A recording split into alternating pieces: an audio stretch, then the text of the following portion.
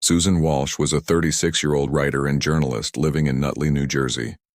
She was also a single mother and a former stripper who had turned her unique experience into a freelance writing career.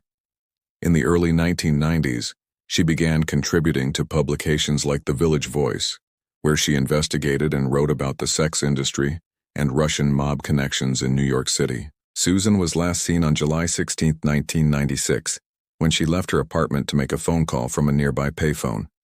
She left behind her purse, her keys, and her 11-year-old son. She never returned.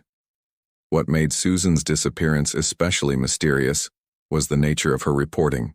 In the months leading up to her vanishing, she had written about dangerous topics, including Eastern European crime rings operating in the adult entertainment industry.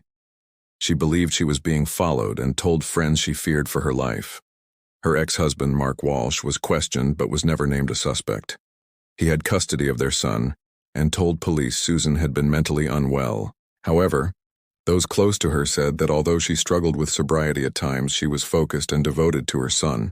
Police launched a search but found no signs of foul play. There were no leads, no sightings, and no evidence that Susan had planned to leave. Her editors at The Village Voice insisted she was on the verge of publishing more explosive material.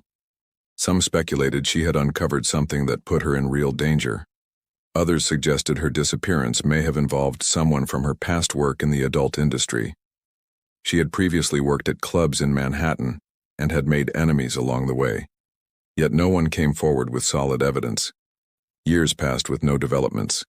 Her story was featured in documentaries and investigative programs, each trying to piece together her final hours. Despite various theories, none led to a breakthrough. Susan's disappearance remains unsolved. Her son grew up without answers, and friends in the journalism community have never stopped pushing for renewed interest in the case. Some believe she was silenced because of what she knew. Others think she may have chosen to disappear, though that theory seems unlikely given the life she left behind.